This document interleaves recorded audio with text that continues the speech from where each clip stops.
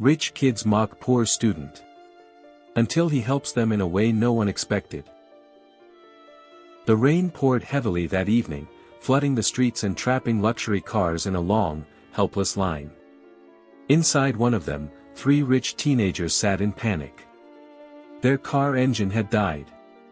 Their phones had no signal. And the rising water was seconds away from destroying everything. Then, through the storm, they saw him. The same boy they had mocked earlier that day. Barefoot. Soaked. Calm. Carrying a worn-out toolbox.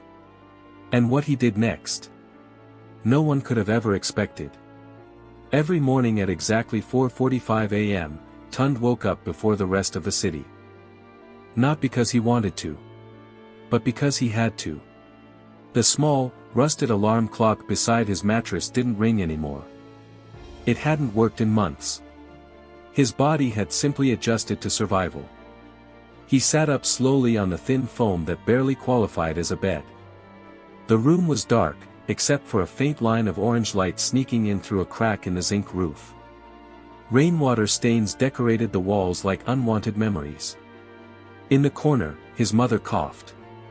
A deep, tired cough. "Tund," she whispered weakly.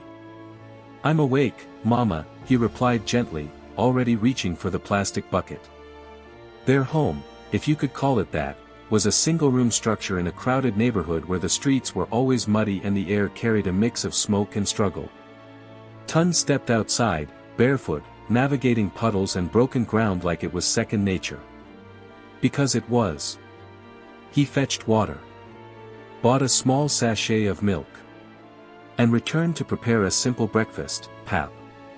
Before leaving, he knelt beside his mother. "I'll bring your medicine today," he said softly. She smiled faintly. "You always say that. And one day I won't just say it." That wasn't a joke. That was a promise. By 7:30 a.m., Tund was already at school. His uniform was faded. His sandals were worn out. And his school bag had been stitched so many times it looked like a story on its own. Yet despite everything, Tund was brilliant. Not loud. Not boastful. But sharp. The kind of mind that understood things before they were fully explained. Especially machines. Engines. Wires. Anything broken. If it had a fault, Tund could hear it. If it could be fixed, Tund could fix it. Across the school compound, laughter erupted. Loud. Carefree. Untouchable. That laughter belonged to Jason, Malik, and Zara. They didn't just attend the school. They owned the space. Their shoes were always clean. Their bags were always new. And their confidence came from a world Tund had never stepped into. "Guy, see his bag," Malik said, pointing. Jason smirked. "That thing has survived more surgeries than my dad's old car." Zara laughed. "I don't even understand how he still shows up here every day." Tund heard them. He always did. But he never responded. Because survival had taught him something simple. Not every insult deserves your reaction. He sat down quietly. Opened his notebook. And focused. Later that afternoon, during a physics practical class, the school generator suddenly shut down. Darkness swallowed the room. Students groaned loudly. No light again. The teacher sighed. "We can't continue like this." Jason leaned back. Typical. Then, quietly, Tund stood up. "Sir. I can check it." The room went still. The teacher hesitated. "You?" Tund nodded. A few students chuckled. "Here comes the mechanic," Malik whispered, loud enough for others to hear. More laughter followed. But the teacher, out of options, waved him on. "Go ahead." 5 minutes later, the generator roared back to life. Lights flickered on. Fans began to spin. Silence replaced the laughter. The teacher blinked. "How did you fix it?" "Fuel line blockage, sir," Tund said calmly. "I cleared it." Jason frowned. Zara folded her arms. Malik stopped smiling. For the first time, they didn't see a poor boy. They saw something else. Something they couldn't quite understand. But instead of respect, pride twisted the moment and turned it into something else. As school closed, the trio walked past him again. Jason smirked. "So now you're the school engineer." Malik added, "Hope you're not planning to charge us next time." Zara laughed lightly. "Or maybe he just wants attention." Tund paused, looked at them, and said quietly, "I just fix what is broken." Then he walked away. And for some reason, that sentence stayed with them longer than the laughter did. That evening, the sky darkened unusually fast. Heavy clouds gathered. And rain began to fall. Hard. Relentless. The kind that floods streets within minutes. Tund walked carefully through it, holding a small nylon bag close to his chest.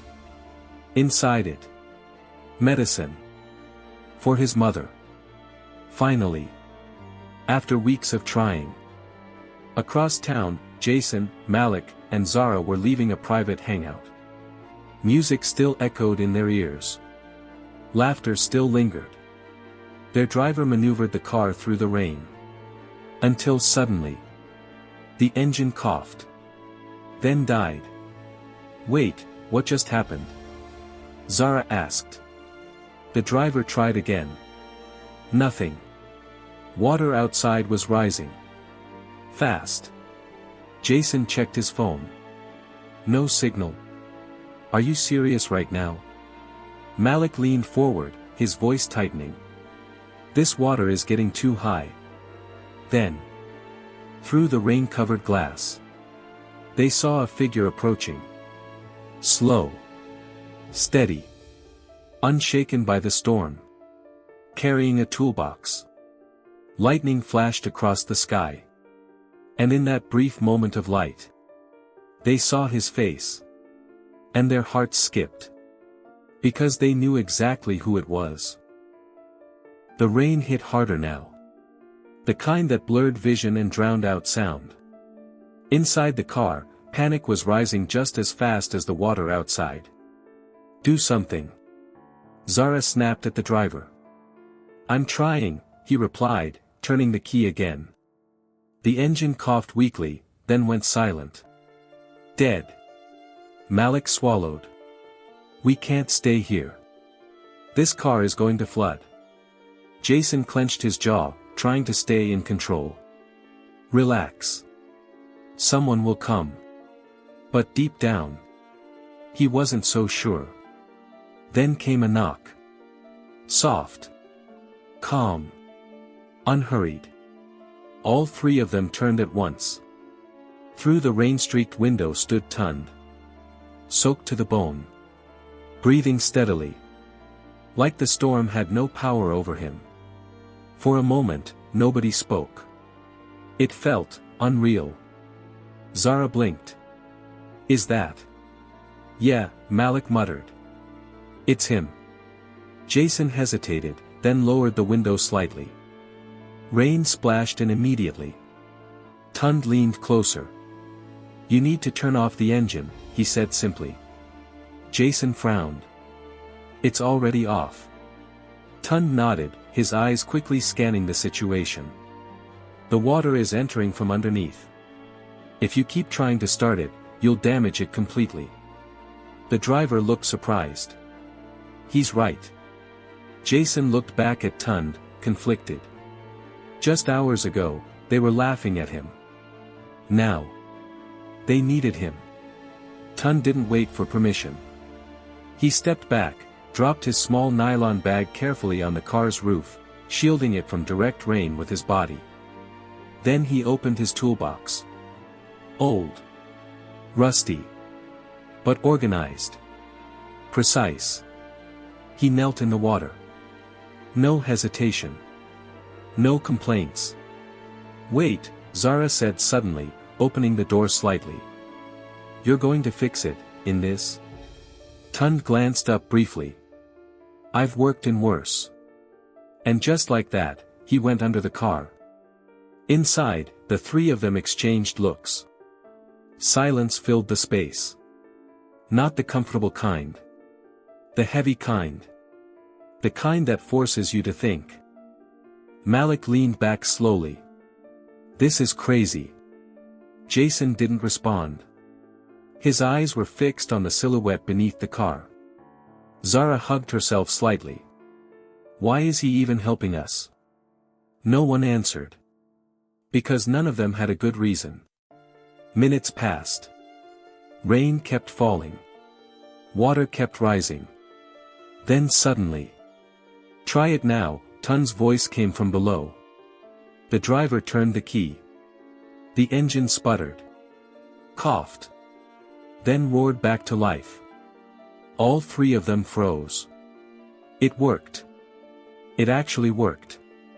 Tund slid out from under the car, drenched, covered in muddy water. But calm. Always calm. He picked up his toolbox. Reached for his nylon bag. Jason stepped out of the car. Hey, he called. Tund paused. Turned. For the first time, they stood face to face without distance. Without laughter. Without noise. Just reality. Jason hesitated. He wasn't used to this feeling. Gratitude.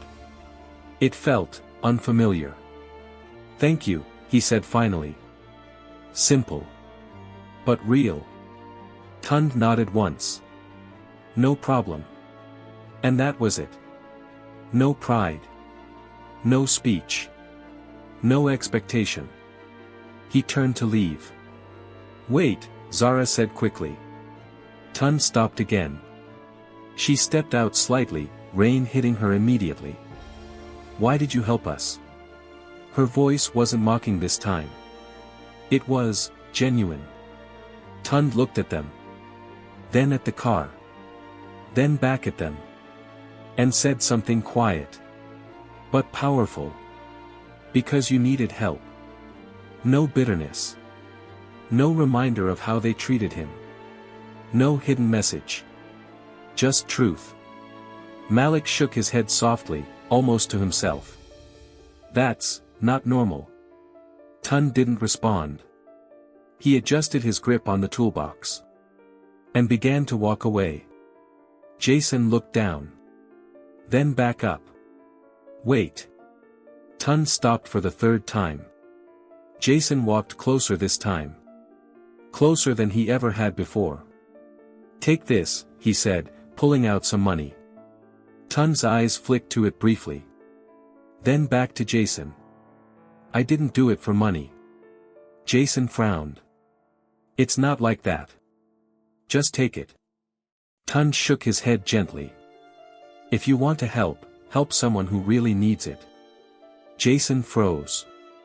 Because for the first time, he realized something uncomfortable. That person was standing right in front of him. Tund turned and walked into the rain. No drama. No looking back. Just gone. Inside the car, silence returned. But this time, it felt different. Heavier. Zara exhaled slowly. I feel weird. Malik nodded. Same. Jason didn't say anything. He just stared at the road ahead. But his mind wasn't there anymore. It was somewhere else. Back in the rain. With a boy who had nothing. Yet gave everything without hesitation. That night, something shifted. Not loudly. Not dramatically. But quietly. Deep inside them. And for the first time, they began to question something they had never questioned before. Who really has more in this world? The next morning, the school felt the same. Same noise. Same laughter. Same routine. But for Jason, Malik, and Zara, something was off. Jason sat in class, staring at his notebook. The teacher was talking. Explaining. Writing formulas across the board. But none of it was sinking in. His mind kept replaying one thing. Rain. Flood. A boy under a car. Fixing it, without hesitation. Without asking for anything. Jason. He blinked. The class was looking at him. Answer the question, the teacher said. Jason glanced at the board. For the first time in a long time. He didn't know the answer. A few students snickered. Malik leaned over slightly. You good? Jason didn't respond. Because for the first time, he wasn't. Across the room, Tun sat quietly as usual. Focused. Present. Unbothered. Like nothing had happened. That annoyed Jason. Not because Tun did anything wrong. But because he acted like it meant nothing. During break time, the trio sat under their usual shaded spot. But the energy was different. No jokes. No loud laughter. Just thought. Zara broke the silence. Are we going to pretend like yesterday didn't happen? Malik sighed. I've been thinking about it since last night. Jason leaned back. Same. Zara looked at him. So what are we doing about it? Jason didn't answer immediately. Because the truth was, he didn't know. Helping people was easy when it was convenient. Posting about kindness. Donating when it looked good. But this? This felt real. Uncomfortable. Malik spoke up. We could talk to him. Jason raised an eyebrow. And say what? Thank you, properly. Zara nodded. Yeah. Not like yesterday. Jason exhaled. Then finally said, all right. They found him after school. Same spot. Same routine. Tund was sitting alone, carefully fixing the strap of his already overused bag with a small needle and thread. Focused. Precise. Like always. Jason stepped forward. Tund.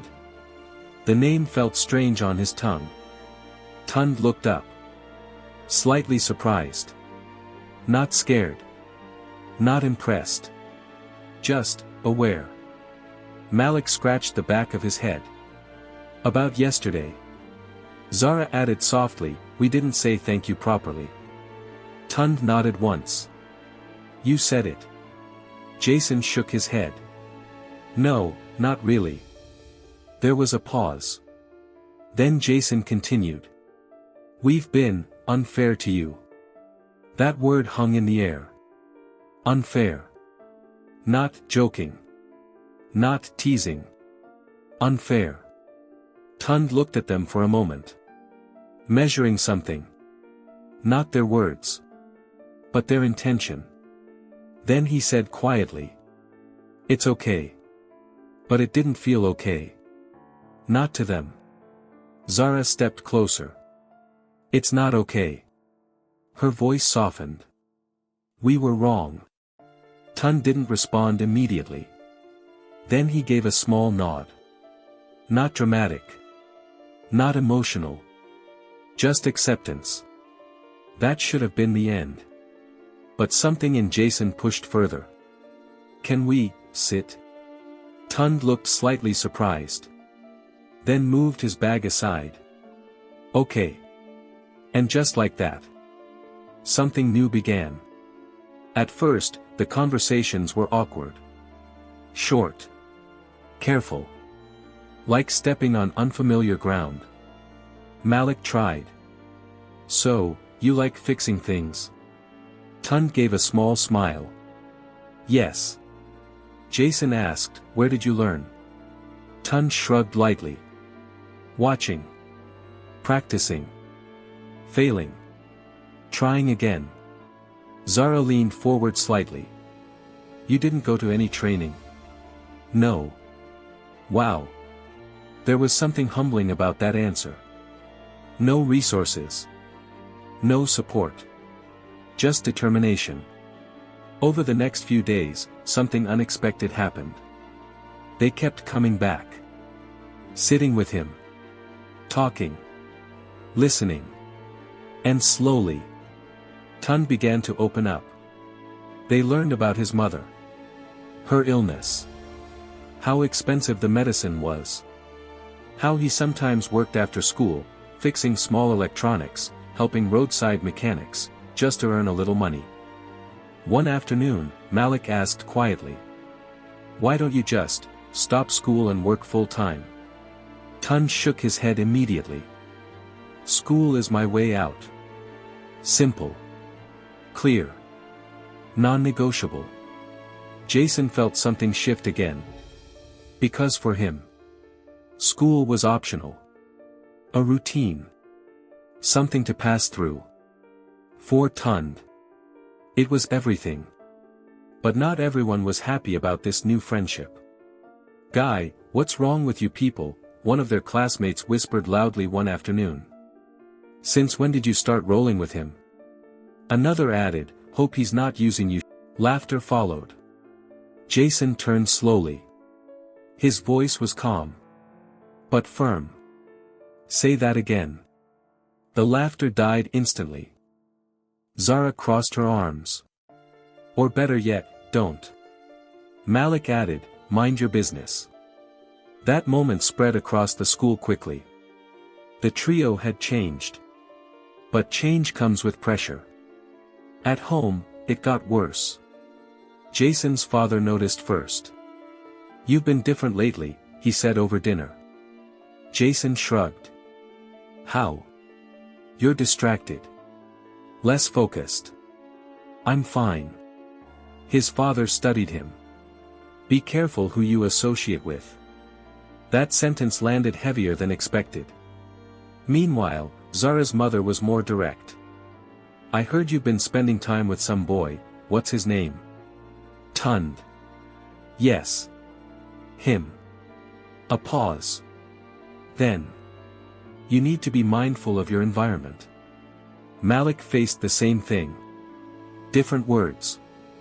Same message. And slowly, doubt crept in. Were they doing the right thing? Or were they crossing into something their world wouldn't accept?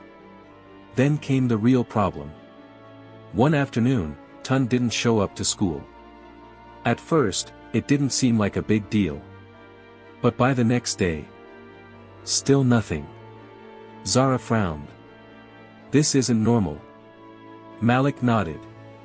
He's never absent. Jason stood up suddenly. Let's go. Go where? Malik asked. Jason looked at them. To find him. That decision would change everything.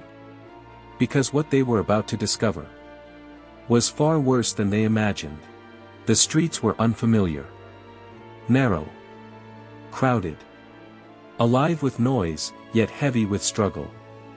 Jason slowed his steps, looking around. This is where he lives. Malik checked again. That's what the mechanic guy said. Zara hugged herself slightly. I've never been somewhere like this before. They kept walking. Carefully. Avoiding puddles, broken paths, and curious stares. Until they reached it. A small, worn-out structure. Zinc roof. Faded walls. A door that looked like it had survived too many seasons. Jason knocked. No answer. He knocked again. Harder. From inside, a weak voice responded. Who is it? Zara stepped forward gently. We're friends of Tund. A pause. Then the door creaked open. Tund stood there. But something was wrong. Very wrong. His eyes were tired. His clothes looked rushed. And behind him, His mother lay on the floor, barely moving. Zara gasped softly. Malik froze. Jason stepped forward immediately. What happened? Tund hesitated. Like he didn't want to say it. But the truth was already visible. She hasn't taken her medicine in 2 days, he said quietly. I couldn't get it again.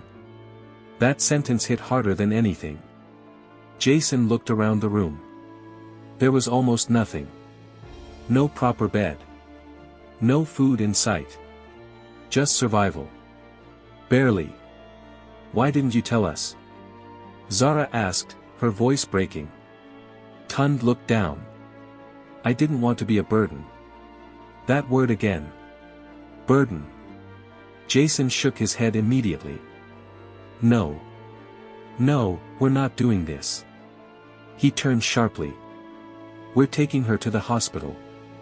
Tund's eyes widened. No. Yes, Jason cut in firmly. Now. Within minutes, everything moved fast. They carried her carefully. Rushed back through the narrow streets. People watched. Whispered. Wondered. Back in the car. Everything felt different. No music. No laughter. Just urgency. Stay with her, Zara said softly, holding Tund's mother's hand. Malik kept looking back. We'll get there. Just hold on. Jason drove faster than he ever had before. Not for fun. Not for thrill. But for something that actually mattered. At the hospital, reality hit again. You need to make a deposit before we proceed, the nurse said. Jason didn't hesitate. Do whatever you need to do. Money was never a problem for him. But for the first time, it meant something. Hours passed. Slow. Heavy. Uncertain. Tund sat quietly in the waiting area. Hands clasped. Eyes fixed on nothing. Jason walked over. Sat beside him. For a moment, neither spoke. Then Tund said softly. You didn't have to do this. Jason looked at him. And this time, there was no hesitation in his voice. Yes, I did. That silence between them now. It wasn't awkward anymore. It was understanding. Later that night, the doctor came out. She's stable. Relief. Real, overwhelming relief. Zara covered her mouth. Malik exhaled deeply. Jason closed his eyes briefly. Tund didn't move at first. Like he didn't believe it. Then slowly. Tears filled his eyes. Thank you, he whispered. But this time. It carried everything. That moment changed everything. Days turned into weeks. And something powerful began to grow. They didn't just help once. They stayed. Jason used his connections to get proper treatment for Tund's mother.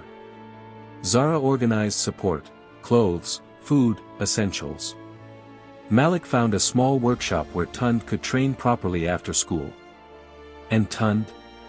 He transformed. Not overnight. But steadily. From surviving to growing. He started learning more advanced repairs. Engines. Electrical systems. Machines he had only seen from a distance before. One day, the workshop owner pulled Jason aside. That boy, he said, nodding toward Tund. He's special. Jason smiled slightly. I know. Back at school, everything changed too. The same students who once laughed. Now watched. Not out of pity. But respect. Tund carried himself differently now. Not arrogant. But confident. Grounded. Seen. And the trio? They weren't the same either. They had discovered something money couldn't buy. Purpose. Then came the moment that brought everything full circle. Months later, another heavy rain fell. This time, Tun stood under a small shed near the roadside workshop. Watching. A car stopped suddenly in the flood. A young boy inside looked panicked. People passed. Ignored. Moved on. Tun picked up his toolbox. Walked toward the car. Knelt down. And got to work. Jason, Malik, and Zara watched from a distance. No words.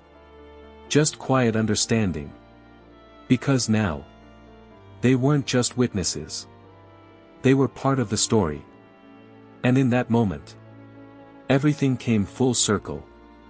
One act of kindness. That's all it took. To change everything. Months passed. But the story didn't end at the hospital. In fact, that was just the beginning. Tun's mother recovered slowly. Not perfectly. But enough to sit up. Enough to smile again. And for Tun, that was everything. Their home changed too. Not overnight. Not into luxury. But into something better. Safer. Stronger. A proper bed. Food that lasted more than a day. Light that stayed on. And Tun? He kept growing. School became different for him. Not because the work changed. But because the way people saw him did. The same corridors where whispers once followed him now carried quiet respect. Some students even approached him for help. "Guy, my fan stopped working, can you check it? My generator is acting up." Tun never said no. Not once. Because he remembered exactly what it felt like to be ignored. At the workshop, his talent exploded. Engines that confused grown men. Tun understood. Problems that took hours. He solved in minutes. One afternoon, the workshop owner called him aside. "You ever think of owning your own place?" Tun smiled slightly. "Every day." The man nodded. "Good. Because at this rate, it's not a dream. It's a matter of time. And somewhere in the city. That time was already being prepared." Jason stood in front of a small building. Fresh paint. New signboard, still covered. Zara adjusted the ribbon tied across the entrance. Malik stepped back, looking satisfied. This is it." Jason nodded quietly. "Yeah." Later that day, they brought Tun there. He looked confused. "Why are we here?" Zara smiled. "Just wait." They stood in front of the building. Jason stepped forward. "Go on." Tun hesitated. Then slowly, he pulled the covering off the sign. He froze. Completely. I don't understand." Malik grinned. "It's yours." Tun shook his head immediately. No, I can't." Jason stepped in. "You can." Zara added softly, "You deserve it." Tun looked at them. Then at the shop. Then back again. His voice broke slightly. "This is too much." Jason shook his head. "Not even close." Silence. Then tears. Real ones. The kind you don't hold back. For a moment, the boy who had carried everything alone didn't have to anymore. "I don't know how to thank you," he said quietly. Jason smiled. "You already did." Because they remembered. That night. That rain. That moment under the car. Months later, the shop became something bigger than expected. It wasn't just a repair place. It became a space. A second chance. Young boys from the neighborhood started coming around. Watching. Learning. Asking questions. Tun didn't chase them away. He welcomed them. Taught them. Guided them. Come, he would say. Let me show you. Because he knew. Talent is everywhere. Opportunity isn't. One evening, as the sun dipped low, Jason, Malik, and Zara sat outside the shop. Watching. A small boy struggled with a broken fan. Frustrated. Ready to give up. Tund walked over. Knelt beside him. And smiled. I just fix what is broken, he said. The same words. But now. They meant something even deeper. Jason leaned back slightly. You realize what you did, right? Tund looked over. What do you mean? Malik smiled. You didn't just fix a car that day. Zara added softly, you fixed us too. Tund said nothing. But his smile said everything. And just like that. The story completed its circle. Not with noise. Not with attention. But with impact. Because somewhere in the city, a boy who once had nothing was now the reason others had something. And all of it started with one simple choice. To help. Stories like this remind us that extraordinary kindness exists all around us.